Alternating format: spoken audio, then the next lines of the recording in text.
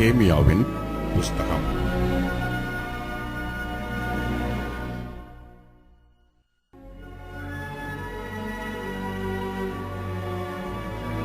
அதிகாரம் 1.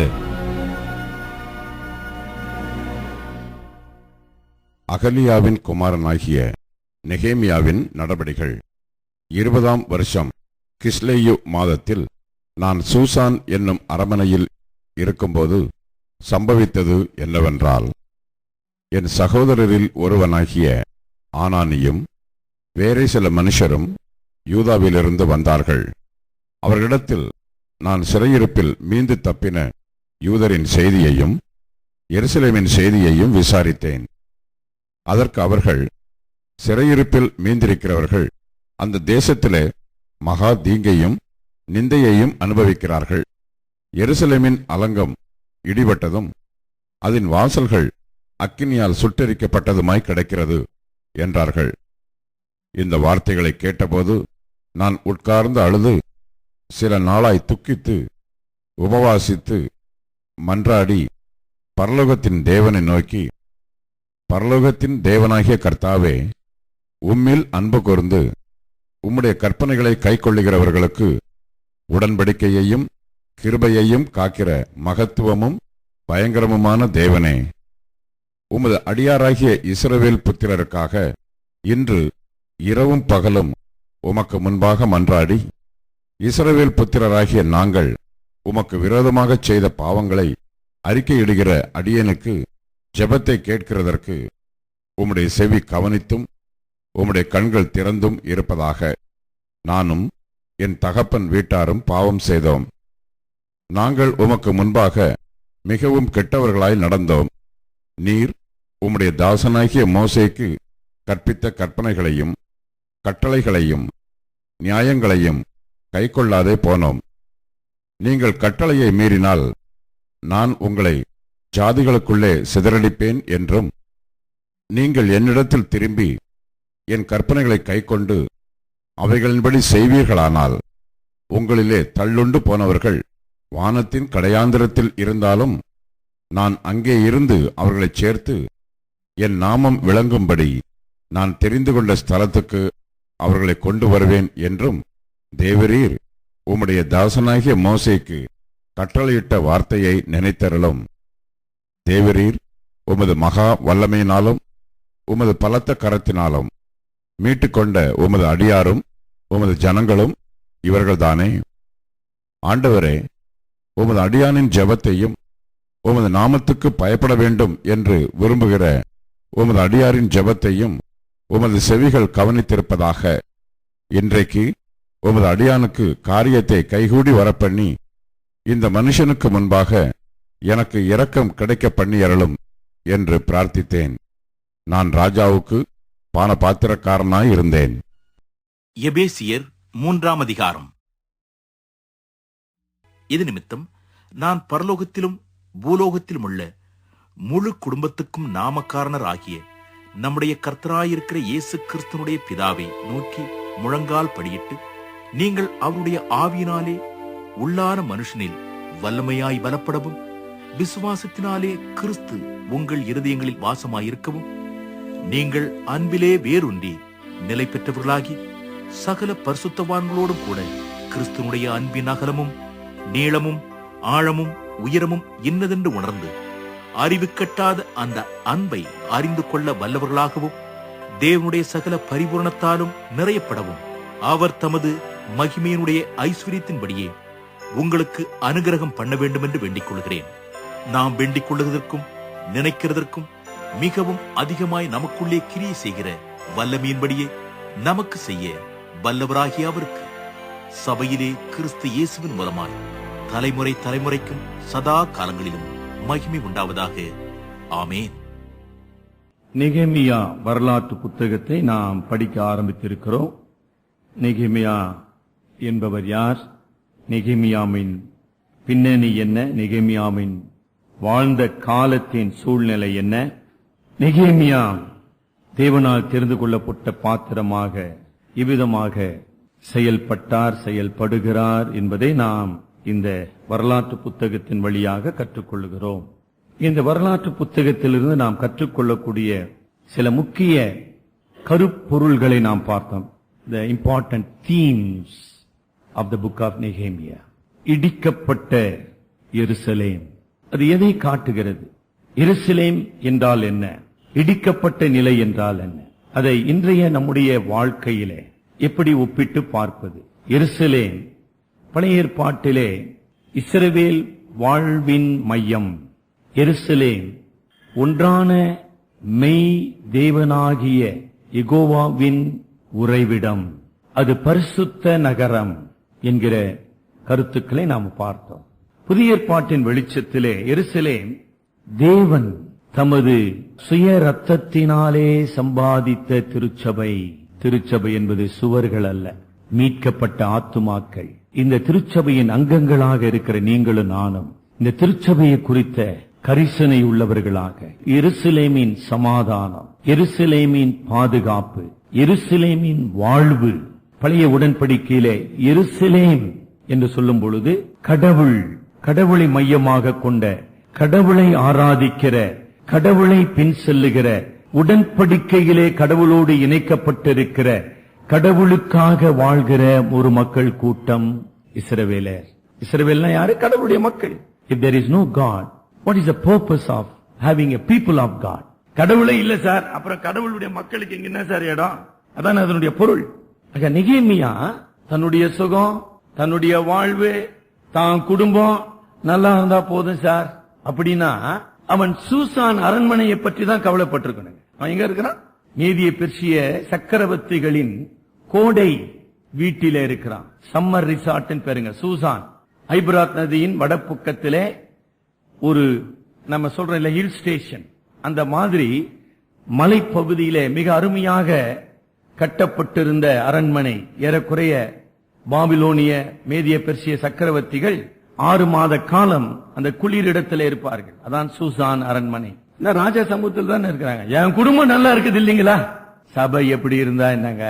சபை ஊழியம் நடந்தா என்ன? சபையில ஊழியர் இல்லைன்னா என்ன? எங்களுக்கு என்னங்க தேவை? கடவுள் ஆசீர்வதிக்கிறார். என்ன தெளிவுங்க நமக்கு இல்லங்க சபையை பற்றி. எருசலேமின் அலங்கம் இடிக்கப்பட்டு சிதறப்பட்டு அங்கு வசிக்கிற மீதியானவர்கள் மகா நிந்தையாலும் தீங்கையும் அனுபவித்துக் கொண்டிருக்கிறார்கள். இதை கேட்ட மாத்திரத்தில் நெகேமியாவின் உள்ளம் பதறி போனது. ஐயோ, நான் எப்படிங்க இங்க சுகத்தை அனுபவிக்கிறது? இந்த சுகம் எனக்கு தேவைதானா? இந்த சூசான் அரண்மனையினுடைய சுகபோகம் எனக்கு தேவையா? தேவனுடைய நகரம், தேவனுடைய ஆலயம், தேவனுடைய மக்கள் மகா தீங்கையும் நிந்தையையும் அனுபவிக்கிற வேளையில எனக்கு எப்படி சார் ஆகாரம் இறங்கும் சார்? அவன் தான் சார் மனிதன். அவனுக்கு பேர் தான் மனிதன், சாதாரண மனிதன் இல்ல, தேவனுடைய மனிதன். Is a man of God. நம்ம அப்படி இருக்கிறோமா? நெகேமியா என்றால் பொருள் என்ன? ஆறுதல் படுத்தும் தேவன். அல்லது புதிய ஏற்பாட்டிலே பவுல் அப்போஸ்தலன் 2 கொரிந்தியர் எழுதுகிறார், ஆறுதலின் தேவன். ஆக ஆறுதலின் மகன், ஆறுதலின் தேவன் என்று பட்டம் பெற்ற நெகேமியா எருசலேமின் செய்தியை கேட்டு ஆறுதல் அற்றவனாக மாறுகிறான். அவனிடத்தில் பல கேள்விகள் ஏற்படுகிறது. நாம் ஆராதிக்கிற இந்த தேவனாகிய கர்த்தர் அவர் மெய்யாகவே சர்வ வல்லவரா? அந்த தேவனாகிய கர்த்தர் சகல இந்த உலகத்தின் சகல ஜாதிகளையும் நாடுகளையும் ஆளுகிறவரா? இஸ்ரவேல் இல்லைங்களா, ஆபிரகாமின் சந்ததியாக இஸ்ரவேல், மோசையின் மூலமாக உடன்படிக்கையும் உடன்படிக்கையின் ஆதாரமாக நியாயப்பிரமாணத்தையும் ஆசீர்வாதங்களையும் பெற்ற இஸ்ரவேல் மெய்யாகவே தேவனுடைய மக்களா? அப்படி ஒண்ணும் தெரியலீங்களே, அப்படி இல்லைங்களே. எங்க சார் இருக்கிறார் கடவுள்? அப்படி கேட்பது ரொம்ப எளிதுங்க. கடவுள் எங்கே என்று கேட்பது மிக எளிது, கடவுளுடைய செயலை காண்பது மிக அரிது. நெகேமியா தேவனை நோக்கி மன்றாடுகிற ஒரு மகனாக மாற்றப்படுகிறான். ஜெபம் என்பது ஒரு உறவு. It is a relationship. It is not verbal communication alone. ஜெபம் என்பது ஏதோ சில வார்த்தைகளினாலே பேசுவதல்ல. It is more a relationship. ஆக நெகேமியா ஒரு பாபிலோனிய கலாச்சாரத்திலே பிறந்து வளர்ந்து சிறையிருப்பின் அடிமைத்தனத்திலே வாழ்ந்து கொண்டிருக்கிற நெகேமியா இந்த 1 அதிகாரத்தின் 5ஆம் வசனத்திலே பரலோகத்தின் தேவனோடு உறவு கொள்கிறான். அதுதான் ரொம்ப முக்கியம். உனக்கு ஜெபம் பண்ண தெரியுமா, பரமன்ல ஜெபம் தெரியுமா, இது இல்லங்க முக்கியம். ஒரு சில சபைகள்ல பரமன்ல ஜெபம் தெரியுமான்னு கேக்குறாங்க. நம்ம சபைகள் கூட அது கூட கேட்கறது இல்ல. ஞான சாந்தி அவங்க என்னைக்கு ஜெபம் பண்ண போறாங்க, என்ன ஜெபம் பண்ண போறாங்க ஒன்னும் தெரியல. ஜெபம் பண்ணுப்பானா, நீங்க பண்ணுங்க சார், ரொம்ப பெருந்தன்மையா சொல்லிடுவாங்க. எப்படிங்க ஜெபம் நீங்களே எல்லாம் பண்ணி நீங்களே ஆமீன் போட்டு நீங்களே பண்ணுங்க சார், நாங்க சும்மா அப்படியே கேட்டு இருப்போம். அதாவது ஜீவனுள்ள கடவுளோடு ஜீவனுள்ள தொடர்பு கொள்வதுதான் ஜெபம். That is the beginning of every spiritual life. ஆவிக்குரிய வாழ்வின் துவக்கமே அதான். எப்படி ஒரு குழந்தை தாயின் வயிற்றில் இருந்து பிறந்த உடனே அந்த குழந்தை என்ன செய்யணும்? நாங்க கவனிக்கிறீங்க சார், மறந்துட்டேன் சார் என்றீங்களா, ரொம்ப நல்லதுங்க. குழந்தை பிறந்த உடனே என்னங்க செய்யணும்? கரெக்ட். அழுல அந்த குழந்தைக்கு பாதிப்புன்னு அர்த்தம். அந்த மாதிரி பாதிக்கப்பட்ட குழந்தைகளை சந்திப்பீங்க, புரியுதுங்களா? அழ வேண்டும். ஆக அழுகை என்பது அந்த குழந்தையினுடைய வாழ்க்கையின் ஆரம்பம். அதுதாங்க ஜெபம். அதுதான் இங்க நெகேமியா செய்து கொண்டிருக்கிறார். ஆங்கிலத்தில் he is connected with the living God. That is prayer. அது மாத்திரமல்ல, குழந்தை அழும் பொழுது அதனுடைய நுரையீரல், அதனுடைய இருதயம், மூச்சு விடுகின்ற அனைத்து உறுப்புகளும் அது வேலை செய்ய ஆரம்பிக்கின்றன. அதுதான் ஜெபம்.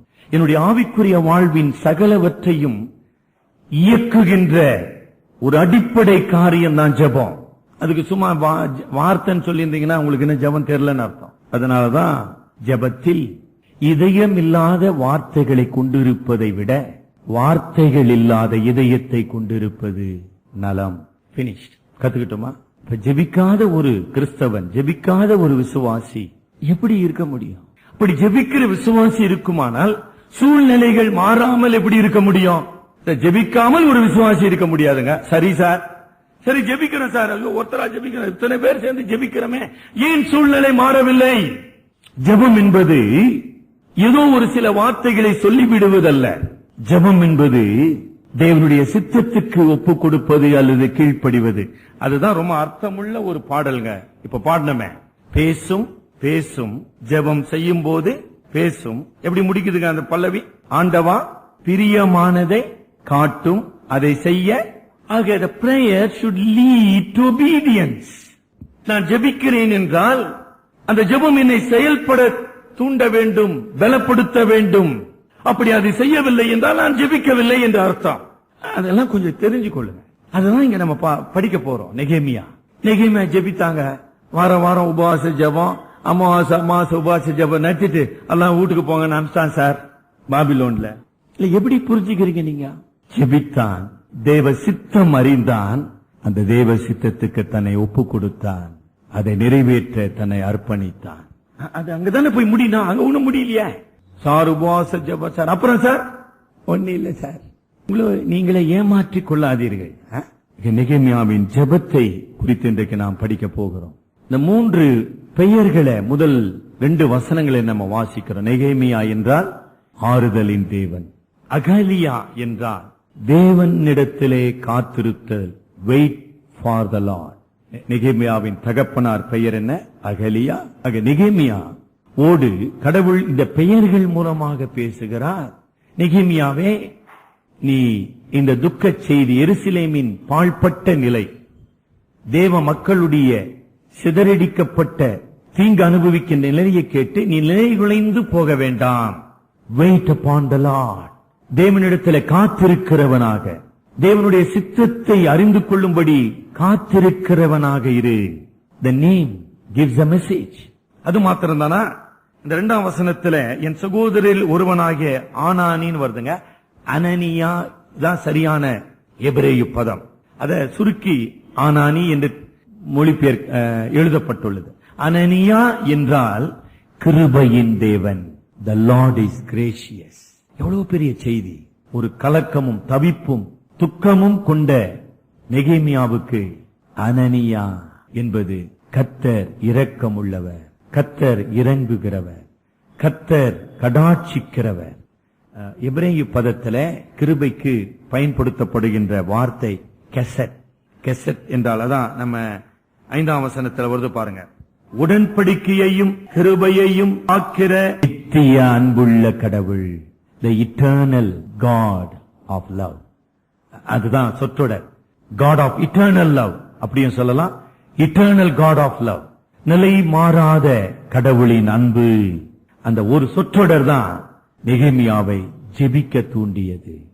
நெகேமியாவின் ஜெபத்திற்கு 2 பழைய ஏற்பாட்டின் வாக்குறுதிகள் ஆதாரமாக இருந்தது. உபாகமம் 7ஆம் அதிகாரம்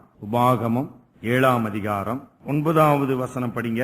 ஆகையால் உன் தேவனாகிய கர்த்தரே தேவன் என்றும் தம்மேல் அன்பு கூர்ந்து தமது கற்பனைகளை கொள்ளுகிறவர்களுக்கு அவர் 1000 தலைமுறை மட்டும் உடன்படிக்கையையும் தயவையும் காக்கிற உண்மையுள்ள தேவன்.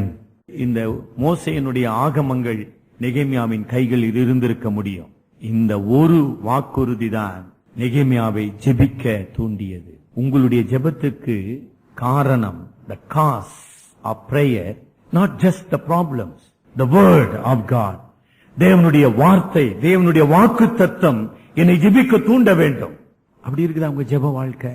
1 ராஜாக்கள் புத்தகம் 8ஆம் அதிகாரம் 33-34 படிங்க. உமது நாமத்தை அறிக்கை பண்ணி இந்த ஆலயத்துக்கு நேராக உம்மை நோக்கி விண்ணப்பத்தையும் வேண்டுதலையும் செய்தால் பரலோகத்தில் இருக்கிற தேவரீர் கேட்டு உமது ஜனமாகிய இஸ்ரவேலின் பாவத்தை மன்னித்து அவர்கள் பிதாக்களுக்கு நீர் கொடுத்த தேசத்துக்கு. எப்படி இருக்குது பாத்தீங்களா? இந்த வசனங்கள் தான் தானியேலும் அவனுடைய உடன் விசுவாசிகளும் பாபிலோனிலே ஜெபிக்க தூண்டியது. உம்முடைய ஜனங்களாகிய இஸ்ரவேலர் உமக்கு விரோதமாய் பாவம் செய்த நிமித்தம் சத்துருவுக்கு முன்பாக முறிந்து போய் அவர்கள் அடிமைத்தனத்தில் வாழ்ந்த போதிலும் அவர்கள் உம்மிடத்திற்கு மனம் திரும்பி முது நாமத்தை அறிக்கை பண்ணி, அதாவது நீரே தேவன், நீரே இரட்சகர், நீரே ஆண்டவர் என்பதை அவர்கள் அங்கீகரித்து உம்மை தொழுது கொண்டு உம்மை நோக்கி விண்ணப்பத்தையும் வேண்டுதலையும் செய்யும் பொழுது பரலோகத்தில் இருக்கிற தேவரீர். நெகேமியா இஸ்ரவேலின் தேவனாகிய ஆண்டவரே என்று ஆரம்பிக்கவில்லை, பரலோகத்தின் தேவனாகிய கர்த்தாவே, God of heaven என்று சொல்லும் பொழுது இந்த பூமி அனைத்திற்கும் ஆண்டவர், அனைத்தையும் ஆளுகிறவர். அது ஒரு புதிய அறிவுங்க. இஸ்ரவேல் மக்களும் கூட இந்த பாபிலோனிய சிறையிருப்பு வரைக்கும் அவர்களுடைய விசுவாசமும் அவருடைய கடவுளை பற்றிய அறிவும் ரொம்ப குறுகலா இருந்தது. தங்களுக்கு மட்டும்தான் கடவுள், கானான் தேசத்துல மட்டும்தான் கடவுள், மற்ற ஜாதிகளுக்கு கடவுள் இல்ல, மற்ற ஜாதிகளை கடவுள் ஆளவில், இப்படிப்பட்ட ஒரு தப்பெண்ணம் அவர்களுக்குள்ள இருந்தது. அவர்கள் பாபிலோனுக்கு சென்ற பிற்பாடுதான் இஸ்ரவேலின் தேவனாகிய கர்த்தர் சர்வலோகத்தின் தேவனானவர். அதான் அதனுடைய பொருள். அவர் ஆளுகிறவர். God who reigns all over the earth. இந்த உலகத்தின் அனைத்து ஜாதிகளையும் அனைத்து ஆட்சியாளர்களையும் ஆளுகிற பரலோகத்தின் தேவனானவர். அதான் அதனுடைய பொருள். எல்லாம் அறிந்தவர், எல்லாம் வல்லவர். ஜெபம் பண்ண போறீங்கன்னு வச்சுங்க, கொஞ்சம் நிறுத்திட்டு இந்த கடவுள் யார், அவருக்கும் எனக்கும் என்ன உறவு, இந்த ஒரு பிரச்சனைக்காக நான் ஜெபிக்க போகிறேன், இந்த பிரச்சனையின் மீது கடவுளுடைய நோக்கம் என்ன, கடவுளுடைய திட்டம் என்ன, கடவுளுடைய வழி என்ன, அல்லது கடவுள் இந்த பிரச்சனையை குறித்து ஏதாவது வேதத்துல நமக்கு வாக்கருளி இருக்கிறாரா, அதெல்லாம் கொஞ்சம் சிந்தனை பண்ணுங்க. அவசரம் என்னங்க அவசரம்? எஸ்டிடி காலா பேசினுக்கிறீங்க சார், டைம் ஆகுது சார் சொல்றதுக்கு. ஏங்க உங்களுக்கு இவ்வளவு அவசரம்னா அதை கேட்கிற கடவுளுக்கு எவ்வளவு அவசரம் இருக்கும்? அங்க பிரசங்கில போட்டுதுங்க, தேவனுடைய சமூகத்திலே பதறி பேசாதன்னு போட்டிருக்குது. தெரியுமா உங்களுக்கு அந்த வசனம்? அவசரப்பட்டு எல்லாம் பேசாத, கொஞ்சம் அமைதியாயிரு, சிந்தனை பண்ணு. உண்மைதான், பிரச்சனை நான் இல்லைன்னு சொல்ல. இந்த பிரச்சனைக்கான காரணங்கள் என்ன, இந்த பிரச்சனையை குறித்து கடவுளுடைய வார்த்தை சொல்வது என்ன, இந்த பிரச்சனைக்காக நான் எப்படி ஜெபிக்க வேண்டும், எப்படிப்பட்ட பதிலை நான் எதிர்பார்க்க வேண்டும், அல்லது கடவுள் அருளுகிற பதிலிலே என்னுடைய பங்கு என்ன, இதெல்லாம் யோசிக்காம சும்மா ஏதோ ஒரு அஞ்ஞானிகளை போல அலப்பாதேயுங்கள். ஏன் கொஞ்சம் பேர் ஜெபம் பண்றது இல்லைங்க? சபையில சொல்றாங்க ஜெபம் பண்றவங்களாம் கை தூக்குங்க, அல்லேலூயா சொல்றது, இதெல்லாம் நான் நம்புறது இல்லைங்க. இப்ப நான் உங்களுக்கு ஒன்னும் கையெல்லாம் தூக்க சொல்ல போறது இல்லை. ஆனா பெரும்பாலான இன்றைக்கு மக்கள் ஜெபிப்பதில்லை. 1. 2, பெரும்பாலான அது கிறிஸ்தவர்களா இருக்கட்டும், அது விசுவாசிகளா இருக்கட்டும், ஜெபத்தை குறித்து பல தப்பெண்ணங்களை கொண்டிருக்கிறாங்க. ஆகையினால ஒரு தவறான ஜெபத்தை அவர்கள் செய்து கொண்டிருக்கிறார்கள். ஆக நெகேமியாவின் ஜெபத்தின் மூலமாக ஒரு மாடல் ஆஃப் பிரேயர், ஜெபத்தின் ஒரு வடிவமைப்பை நாம் கற்றுக்கொள்ளுகிறோம். ஜெபம் என்று நான் சொல்லும் பொழுது அதை நான் எப்படி செய்ய வேண்டும், நான் நெகேமியாவின் இடத்திலிருந்து அதை நான் எப்படி கற்றுக்கொள்ள முடியும், அதான் இன்றைக்கு பாடம். ஏன் ஒரு சிலர் ஜெபிக்கவில்லை அவங்க என்ன சொல்றாங்க? I don't need God, neither the help of God. ஏன் ஒரு மனிதன் ஜெபிக்கவில்லை? எனக்கு கடவுள் தேவையில்லை, கடவுளுடைய உதவி தேவையில்லை என்று நினைக்கின்றவன் ஜெபிக்க மாட்டான். அவ்வளவுதானே? என் பிரச்சனையை நான் சந்திக்க முடியும், என்னால சமாளிக்க முடியும், நான் பிரச்சனைக்கு பரிகாரத்தை செய்து கொள்ள முடியும். அப்புறம் எங்க கடவுளுக்கு எங்க இடம் இருக்குது? ஜெபம் நீங்க பண்ணுங்க சார், நீங்க தயவு செய்து பண்ணுங்க, எனக்கு தேவையில்லைங்க கடவுள். இவன் ஏங்க ஜெபம் பண்ண போறான்? ஏத்திஸ்டிக், கடவுள் நம்பிக்கையற்ற இதயம். சரிங்களா? இரண்டாவது, ஏன் மக்கள் ஜெபிக்கவில்லை? நம்ம ஏற்கனவே சொல்லிட்டோம். நம்ம கிறிஸ்தவ குடும்பத்தில் பிறந்திருக்கலாம், கிறிஸ்தவ வளர்ப்பு பெற்ற. ஜெபம் என்பதை அவர்கள் கேட்கலாம், பார்க்கலாம், ஆனா ஜெபம் பண்ண கற்றுக்கொண்டார்கள் என்று சொல்ல முடியுமா? சொல்ல முடியாது. ஆங்கிலத்தில் they know the form of prayer, the method of prayer, they don't know what is prayer. ஆங்கிலத்தில் அழகா வருது. ஜெபத்தின் ஒரு செயலை அவங்க பார்க்கலாம், ஜெபத்தின் வார்த்தைகளை கேட்கலாம், ஆனா ஜெபம் என்றால் என்னன்னு அவங்களுக்கு தெரியாது. அதான் நான் சொன்னேன், நெகேமியாவுக்கு அந்த பிரச்சனை இருந்தது. ஜெபம் என்பது ஜீவனுள்ள கடவுளோடு ஒரு உறவு. ஆக எந்த மனிதனுக்கு ஜீவனுள்ள கடவுள் மீது உறவு இல்லையோ அவன் எப்படிங்க ஜெபிக்க முடியும்? Why should you pray if you don't know who your God is? If you don't have a living relationship with him? ஆக ஏன் நம்முடைய தலைமுறையினர் ஜெபிக்கவில்லை? இந்த ஜீவனுள்ள கடவுளோடு உறவே இல்லை, அதனால ஜெபிக்கவில்லை. இது ஒரு வகுப்பார். இரண்டாவது வகுப்பார் என்ன? நான் ஏற்கனவே சொன்ன மாதிரி இன்னைக்கு பெரும்பாலான கிறிஸ்தவ சமுதாயத்தில் ரோமன் கத்தோலிக்கர், இன்னும் சொல்ல கேட்டீங்கன்னா புராட்டஸ்டன்ட்டை விட ரோமன் கத்தோலிக்கர் அதிகமாக ஜெபிக்கிற பழக்கம் உடையவர்கள். அது வேற விஷயம். அவங்க என்ன சார் ஜெபத்தை பத்தி நினைக்கிறாங்க? ஜெபம் பண்ணுவதாக நினைக்கிறார்கள், ஆனால் ஜெபம் பண்ணுவதில்லை. என்ன சார் சொல்றீங்க? They may even claim that we pray, but in fact they don't pray. என்ன சார் அப்படி புதுசா சொல்றீங்களே? புதுசா ஒண்ணு இல்லைங்க, அதான் உண்மை. தெரியலங்க, கொஞ்சம் மாணவர்கள் இல்லையா? சரியா? மாணவர்கள் இங்க நிறைய பேர் இருக்கிறாங்களா? என்னைக்காச்சும் ஒரு நாள் எங்க அப்பா அம்மாவுக்கு வயசாகி போச்சுங்க. நான் படிக்கும் போது, நான் கடைசி புள்ள இல்லைங்களா, அது அடங்காத புள்ளைங்க. இல்ல ரொம்ப சுருக்கமா முடிச்சுக்கிறேன், நான் கடைசி புள்ள, அடங்காத புள்ள.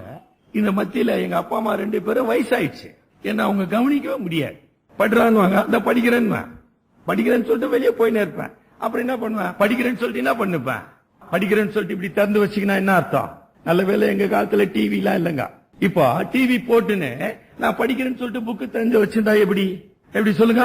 அங்க டிவியில கவனம் இருக்குமா, புத்தகத்தில் கவனம் இருக்குமா? இப்படிதான் நிறைய பேர் ஜெபம் பண்றேன்னு சொல்றாங்க. என்ன சார் ஜெபம் பண்ணீங்க? அதை சொல்லுகிறேன் சார், வார்த்தையா ஜெபம். படிக்கிற மாதிரி காட்சி இருக்கும், ஆனா படிப்புக்கும் அவங்களுக்கு எந்த சம்பந்தமோ புரிஞ்ச. ஒரு உதாரணம் இப்படிதாங்க இருக்குது. முக்காடு போட்டுக்கிறோம் பாருங்க, ஜெபம் சொல்லுவாங்க. முக்காடு போட்டவங்க அவங்க முழிச்சு நிக்கிறாங்களா தூங்குறாங்களான்றது பெரிய பிரச்சனைங்க. அதுவும் ஆல் நைட் பிரேயர் இல்லைங்க, ஆல் டே பிரேயர் இல்ல, இது all day prayer. All night பிரேயர்ல முக்காடு போட்டாங்கன்னு வச்சுங்க, அவங்க தூங்குறாங்களா முழிச்சு நிக்கிறாங்களா நோபடி நோஸ். பட்ட பழக்கங்கள் இருக்கிறபடியினால நான் ஜெபிக்கிறேன்னு சொல்லி நிற்காதீங்க, அது எல்லாம் முக்கியமானது. ஜெபத்தை ஒரு சடங்காக மாற்றிவிட்டோம். கிறிஸ்தவம், the so-called religion of Christianity has made a prayer as a ritual. நேரம் எனக்கு இல்ல, டைம் ஆயிருச்சுங்க. நம்ம இன்னும் முக்கிய ஜெப பகுதிக்கு வரல. சடங்காக செய்து கொண்டிருக்கிறோம். சடங்கு ஜெபம் அல்ல. இன்னும் ஒரு சிலருக்கு அது மந்திரமாக இருக்குது. அதனாலதான் நீங்க பண்ணுங்க சார், நீங்க பண்ணுங்க சார், ஐயா பண்றார் சார். ஏன் இந்த ஜெப கூட்டத்துக்கு மக்கள் போய் கொண்டு இருக்கிறாங்க? ஐயா பண்றாருங்க. அப்ப என்ன சொல்றாங்க? நான் பண்ண முடியாது, எனக்கு பண்ண தெரியாது, என்னுடைய ஜெபத்தை இந்த கடவுள் கேட்க மாட்டாரு. அங்க ஒரு குறிப்பிட்ட ஐயா அவருடைய ஜெபத்தை கடவுள் கேட்பார். இது முழுக்க முழுக்க ஒரு இந்து நம்பிக்கை. அதுக்குதான் பூசாரியத்துவம்னு பேரு. நான் பண்ண மாட்டேன், நீ பண்ணு. அதை தவிர நாம செய்து கொண்டு இருக்கிறோம். மந்திரம் அல்லது ஒரு கருத்தை ஏதோ ஒரு புஸ்தகம் கூட வெளியிட்டுக்கிறாங்க, 1000 தோத்திரம் அப்படின்னு ஒரு புஸ்தகம். அதை திருப்பி சொல்லு, திருப்பி சொன்னா என்ன? திருப்பி சொன்னா என்ன நடக்கும்? நான் கடவுளுக்கு காது கேட்கலன்றீங்களா? இல்ல என்ன சொல்ல விரும்புறீங்க? எவ்வளவு முட்டாள்தனமான ஒரு செயல் தெரியுங்களா? No repetition. அது ரொம்ப தவறான ஒரு ஜெப முறை. ஒரு முறை தான் ஜெபம், ஒன் சென்டென்ஸ் பினிஷ்ட். கடவுள் ஞானம் உள்ளவராக நம்முடைய நினைவுகளை அறிந்திருக்கிறவர். வார்த்தை இல்லமா, அவருக்கு நினைவு தான் ரொம்ப முக்கியம். நீ மந்திரமாக திருப்பி சொல்லும் பொழுது உன்னுடைய நினைவு வேலை செய்யவில்லை, உன்னுடைய உதடு தான் வேலை செய்யுது. God hates that prayer. உன்னுடைய இதயம், உன்னுடைய சிந்தை, உன்னுடைய சித்தம், உன்னுடைய ஆவி ரொம்ப முக்கியம் கடவுளுக்கு. உன்னுடைய உதடுகளின் உலறல்கள் அல்ல. இதெல்லாம் கொஞ்சம் கத்துக்குங்க. அதான் இந்து முறை. போய் பஜனையில உட்கார்ந்து பாருங்க என்ன கத்துறான்னு. Never do that. 3, பாவ அறிக்கை இல்லாத ஒரு ஜெபம். Can there be a prayer without confession of sin? Will God accept that sin? அதனாலதான் லூக்கா 18ஆம் அதிகாரத்துல பரிசேய ஜெபத்தையும் ஆயக்காரனாகிய பாவியினுடைய ஜெபத்தையும் ஆண்டவர் நம் முன் வைத்து, அவன் அல்ல இவனே. இவன் என்ன ஜெபம் பண்ணா? தேவனே, பாவியாகிய என்மேல் கிருபையாயிரும். அவன் அல்ல இவனே நீதிமானாக்கப்பட்டவனாக திரும்பி சென்றார். அப்ப பாவ அறிக்கையை எனக்கு பதிலா இன்னொருத்தர் எப்படிங்க செய்ய முடியும்? எவ்வளவு முட்டாள்தனமான ஒரு செயல். நீங்க பண்ணுங்க ஜெபம்னா நீ என்ன சொல்ற? நான் பாவத்தை அறிக்கை பண்ண மாட்டேன், கடவுளுக்கு முன்பாக என்னை தாழ்த்த மாட்டேன், கடவுளிடத்துல மன்னிப்பு கேட்க மாட்டேன், கடவுளிடத்துல ஒப்புரவாக மாட்டேன். ஆகையினால நீங்களே ஜெபம் பண்ணி, நீங்களே ஆமீன் போட்டு, நீங்களே ஆசீர்வாதம் போட்டு, நீங்களே எடுத்துன்னு போயிடுங்க ஆசீர்வாதம். What you are talking about? A prayer without confession of sin. அப்படி ஒரு ஜெபமே இருக்க முடியாது. 5வதாக நாம் ஏன் ஜெபிக்கவில்லை? கடவுளை பற்றிய மெய் அறிவே இல்லை. நம்முடைய கடந்த கால ஜெப வாழ்க்கையை திரும்பி பாருங்க. எத்தனை முறை நம்ம தவறாதான் ஜெபம் பண்ண முடியுமே ஒழிய நாம் ஒரு தெளிவுடையவர்களாக ஏன் இல்ல? தேவனுடைய சத்தியமாகிய வெளிச்சம் இல்ல, தேவ சத்தியத்தின் ஒளி. இப்ப பாருங்க 5ஆம் வசனம் முதல், அந்த நெகேமியாவில 5ஆம் வசனம் முதல் 10ஆம் வசனம் வரைக்கும் எத்தனை சத்தியத்தின் உண்மைகளை நெகேமியா அங்கு பட்டியலிடுகிறார். அந்த கடவுள் யார்? இஸ்ரவேல் மக்களாகிய நாம் யார்? ஏன் கடவுள் நம்மை தண்டித்தார்? பாவத்தின் அறிக்கை, பாவத்தின் உண்மை 7ஆம் வசனத்துல, 8ஆம் வசனத்துல, 9வது வசனத்துல மனம் திரும்புதல் என்றால் என்ன? உன்னுடைய ஜெபம் முழுமையும் சத்தியத்தை கொண்டிருந்தது. The content of prayer is a revealed word of God. கடவுளுடைய வார்த்தையை குறித்து வேதத்தின் அடிப்படையிலான ஒரு ஜெபம். இது இல்ல. அப்படி எப்படி நீ ஜெபம் பண்ணுவ? அதுக்கு தான் நான் சொன்னேன், கடவுள் யார், நான் யார், பிரச்சனை என்ன, கடவுள் கொடுக்கின்ற பரிகாரம் என்ன, வாக்கு தத்துவம் என்ன, இவ்வளவு விஷயம் எனக்கு தெரிந்தாதான் நான் தேவனிடத்துல ஜெபிக்கிற ஒரு மனிதனாக மாற முடியும். ஆக எல்லா வேதத்தின் மனிதர்கள், அது ஆபிரகாம் ஆனாலும் சரி, மோசே ஆனாலும் சரி, சாமுவேல் ஆனாலும் சரி, தாவீது ஆனாலும் சரி, தானியேல் ஆனாலும் சரி, அவங்களுடைய ஜெபத்தை அப்படியே எடுத்து பாருங்க. நீங்க பண்ற ஜெபத்தை பக்கத்துல வச்சு பாருங்க, இல்லாட்டி டேப் ரெக்கார்டு போட்டு அது கொஞ்சம் கேளுங்க. It doesn't have the spiritual or the scriptural content. என்னுடைய ஜெபத்தினுடைய ஆதாரம் தேவனுடைய வார்த்தை, தேவனுடைய வாக்குத்தத்தம், தேவனுடைய உண்மை, தேவனுடைய மாறாத அன்பு. அதன் மேல நிக்கணும். அதை விட்டுட்டு எதையோ புலம்பின்னு இருந்தா அதுக்கு பேர் அல்ல ஜெபம். இந்த நெகேமியா என்ன செய்கின்றார்?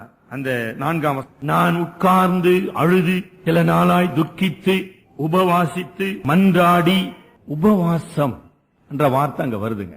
இந்த உபவாசம் என்கிற வார்த்தை எந்த சூழ்நிலையிலே வந்தது, எந்த சூழ்நிலையிலே கடைபிடிக்கப்பட்டது? நல்லா ஞாபகம் வைத்துக் கொள்ள வேண்டும். சிறையிருப்பின் சூழ்நிலையிலே உபவாசம், ஃபாஸ்டிங், ஹீப்ருல சுமன் என்கிற ஒரு சொல். இந்த வார்த்தை எங்கு வந்தது, எங்கு பிறந்தது? இஸ்ரவேல் மக்கள் தண்டிக்கப்பட்டு சிறையிருப்பிலே அவர்கள் அடிமைத்தனத்தை அனுபவித்துக் கொண்டிருக்கும் போது அவர்கள் இந்த உபவாசத்தை கடைபிடித்தார்கள். புதுசா அவன் கண்டுபிடிக்கலங்க. அவனுக்கு முன்னதாகவே அந்த முறை, அந்த ஜெப முறை யூத சமுதாயத்திலே காணப்பட்டது, உருவானது. என்னங்க அது? அவர்கள் தங்களுக்கு கொடுக்க ஒரு நாளை நியமித்து காலை 6 மணி முதல் மாலை 6 மணி, யூதருக்கு அதாங்க நாள். இந்த காலை 6 மணி முதல் மாலை 6 மணி வரைக்கும் அவர்கள் துக்கித்து, அவ்வளவுதான், ஒரு எந்த வார்த்தையும் கிடையாது, அமைதியாக உட்கார்ந்து துக்கித்து கடவுளுடைய கோபம், கடவுளுடைய நியாயமான தண்டனை அல்லது சிக்ஷை, அதை அவர்கள் அங்கீகரித்து தங்களுடைய பாவத்தை அறிக்கை செய்து கடவுளிடத்தில் மனம் திரும்பும்படியாக மன்றாடினார்கள்.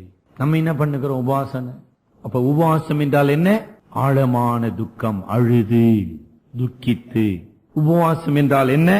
கடுமையான வேதனையின் மத்தியிலே, இந்த டீப் ட்ரபிள், பரிகாரமற்ற ஒரு நெருக்கடியின் மத்தியில சும்மா பேசினது அப்படி அமைதியா நம்முடைய ஆவி, நம்முடைய மனம் கடவுளோடு உறவாட வேண்டும். அதான் உபவாசம். மூன்றாவது நம்ம உபவாசம் a true repentance and confession of sin.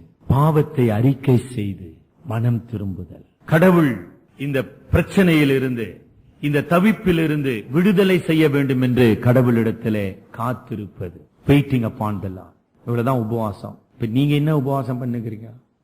ஒரு பிரச்சனையை குறித்துமா ஆழமான ஒரு துக்கம், துயரம், மெய்யான துயரம், நெருக்கடியினுடைய வேதனை அங்க இருக்கணும். 3 மனம் திரும்புதல். 4 கடவுள் பரிகாரத்தை தருமாறு காத்திருத்தல். ஒவ்வொரு விசுவாசியும் செய்ய வேண்டும். ஒவ்வொரு குடும்பமும் பிரச்சனையை சந்திக்கும் போது, கடுமையான சோதனைகளை சந்திக்கும் போது, கடவுளுடைய பாடுகள் பாதையிலே நடத்தப்படும் போது, கடவுள் நம்மை சிக்ஷிக்கலாம், நம்மை பாடுகளின் பாதையில நடத்தலாமே, ஏன் நடத்தக்கூடாது? வியாதி வரலாம், துன்பம் வரலாம், வேலையை இழக்கலாம், எனிதிங் கேன் ஹேப்பன். ஆக இந்த உலக பிரகாரமான துன்பங்கள் நம்மை நுறுக்கும் போது உருக்கமான ஜெபம் நம்முடைய வாழ்க்கையில பிறக்க வேண்டும். அதுக்கு பேர் தான் உபவாசம். இதுக்கு இன்னத்துக்கு மத்தவங்களுக்கு எல்லாம் சொல்லி இருக்கணும் எதுக்கு? ஆனால்தான் ஆண்டவர் சொன்னார், நீ கதவை பூட்டி உன் அறைக்குள் அந்தரங்கத்தில் இருக்கிற பிதாவை நோக்கி ஜெபம் பண்ணுனார். நெகேமியாவின் ஜெபத்துல இந்த 4 அல்லது 5 படிகளை நம்ம பார்க்கிறோம். முதலாவது படி என்னமா? கடவுளை இந்த நெருக்கடியான சூழ்நிலையிலே, நம்பிக்கையற்ற சூழ்நிலையிலே கடவுளை அவன் துதித்து ஆராதித்து மகிமைப்படுத்துகிறான். அந்த 5ஆம் வசனம் 6ஆம் வசனம் என்ன அழகா இருக்குது இல்லைங்களா? பரலோகத்தின் தேவன், உடன்படிக்கையை காக்கிற தேவன், கிருபையின் தேவன், மகத்துவமும் பயங்கரமுமான தேவன். கடவுள் யார்? ஜெபத்தின் மையம், ஜெபத்தின் துவக்கம் கடவுள். அந்த கடவுள் எப்படிப்பட்டவரா இருக்கிறார்? அது அடிக்கடி நம்முடைய மனதிலே கொண்டு வருவது ரொம்ப நல்லது. That is the right preparation before any prayer. ஆக அதை நம்ம அங்க பார்க்கிறோம். இரண்டாவதாக நம்ம என்ன பார்க்கிறோம்? கடவுளுடைய உடன்படிக்கையை கடவுளுக்கு அவன் நினைவுபடுத்தவில்லை. அதை அவன் கூறுவதினாலே தன்னுடைய சிந்தையை, தன்னுடைய சித்தத்தை அவன் ஒழுங்குபடுத்திக் கொள்ளுகிறான். என்ன சொல்றாரு?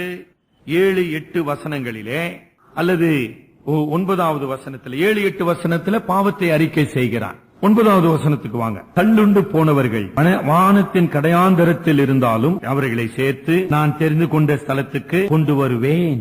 நினைத்தருள்னு கடவுளுக்கு ஞாபகப்படுத்தல. ஆனா அந்த வார்த்தை தான் சொல்லணுங்க. கடவுளுக்கு ஞாபகப்படுத்தணுமா? அவர் எல்லாம் அறிந்த கடவுள் ஆச்சுதுங்களே. தன்னுடைய சிந்தையை கடவுளுடைய வார்த்தைக்குள்ளாக அடக்கிக் கொள்ளுகிறான். அதான் அதனுடைய பொருள். ஆண்டவரே, நான் நம்பிக்கையற்றவனாக, பரிகாரமற்றவனாக இருக்கிறேன். ஆனா உங்களுடைய வார்த்தை இதை சொல்லுகிறது ஆண்டவரே.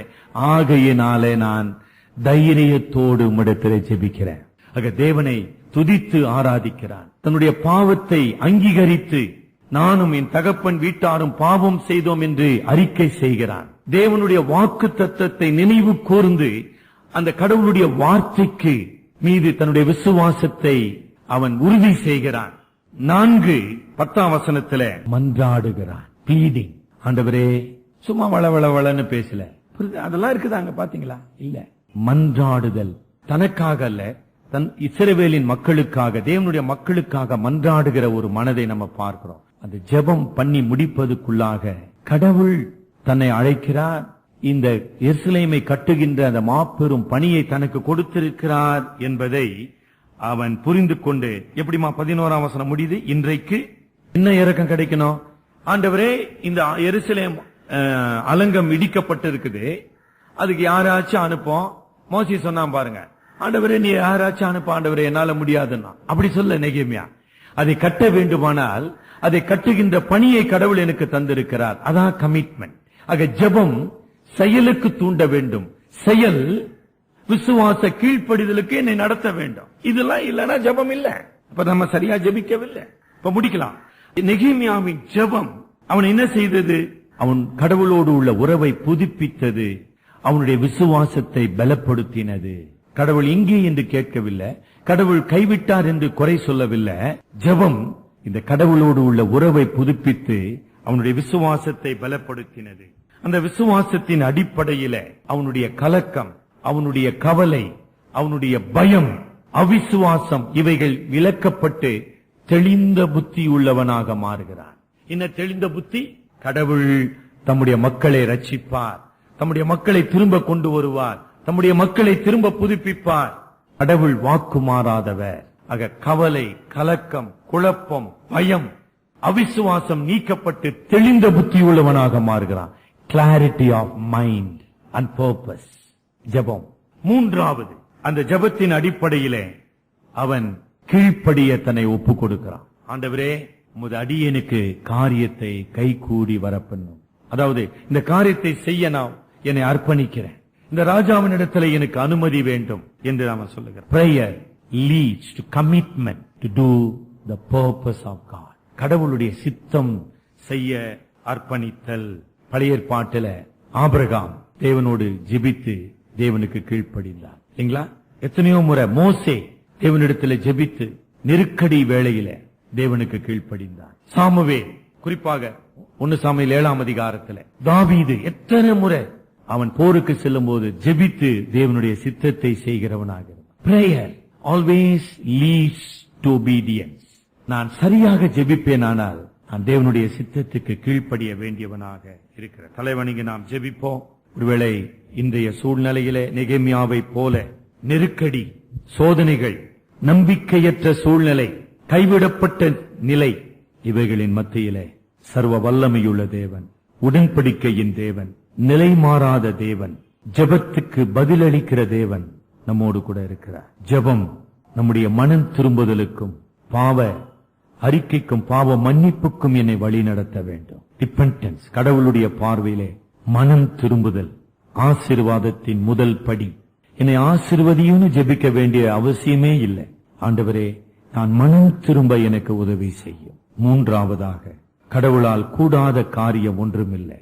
Nothing is impossible with God. அவர் ஜெபத்துக்கு பதில் அளிக்கிறது மாத்திரமல்ல, எபேசியர் 3ஆம் அதிகாரத்திலே நாம் வாசித்த வண்ணமாக நாம் வேண்டிக் கொள்வதற்கும் நினைப்பதற்கும் அதிகமாக கிரியை செய்கிற தேவன். இன்றைக்கு திருச்சபைக்காக நாம் ஜெபிக்கிறோமா? திருச்சபை பாதுகாப்பற்றதாக இடிக்கப்பட்ட நிலையிலே, நோக்கமற்ற, தலைமையத்துவமற்ற, ஆசீர்வாதமற்ற அல்லது சமாதானமற்ற ஒரு நிலையிலே காணப்படுமானால், ஆண்டவரே, உமது சரீரமாகிய சபையை நீர் உயிர்ப்பியும். நம்ம ஒரு சபையை சொல்லலங்க, கிறிஸ்துவின் சரீரமாகிய சபை இன்றைக்கு பிளவுபட்ட நிலையிலே, உலகத்தோடு சமரசம் செய்து கொண்ட நிலையிலே, கடவுளுடைய நோக்கத்தையும் அழைப்பையும் மறந்த நிலையிலே இருக்கிறதை நம்ம பார்க்கிறோம். ஆண்டவரே, திருச்சபையை நீர் பரிசுத்தப்படுத்தும், உயிர்ப்பியும். இந்த திருச்சபையை நீர் பலப்படுத்தும். Empower the church. உம்முடைய வல்லமை வெளிப்படும்படி திருச்சபை உயிர்ப்பிக்கப்பட வேண்டும். அந்த திருச்சபையிலே உம்முடைய சித்தம் நிறைவேற வேண்டும். உம்முடைய நாமம் மகிமை பெற வேண்டும். அன்பின் ஆண்டவரே, கிருபையுள்ள இரட்சகரே, நெகேமியாவை போல எங்கள் குற்றங்களை, எங்கள் பாவங்களை, எங்கள் மீறுதல்களை நாங்கள் அறிக்கை செய்கிறோம். உம்முடைய உடன்படிக்கைக்கு உண்மையற்றவர்களாக, உமது அன்புக்கு துரோகிகளாக, உம்முடைய சத்தியத்துக்கு கீழ்ப்படியாதவர்களாக, இருதய கடினமுடையவர்களாக நாங்கள் இருக்கிறோம். எங்களை மன்னித்தருளும். தேவனே, உம்முடைய வாக்கு தத்தத்தின்படி எங்களை உயிர்ப்பியும். உம்முடைய சரீரமாக இந்த பாவ சமுதாயத்திலே உம்முடைய சத்தியத்தை நாங்கள் அறிவிக்கவும், உமது மகத்துவமான ரட்சிப்பின் அன்பை நாங்கள் வெளிப்படுத்தவும் எங்களுக்கு உதவி செய்யும். எங்கள் அருமை இரட்சகர் மூலம் வேண்டிக் கொள்கிறோம் பிதாவே. ஆமேன்.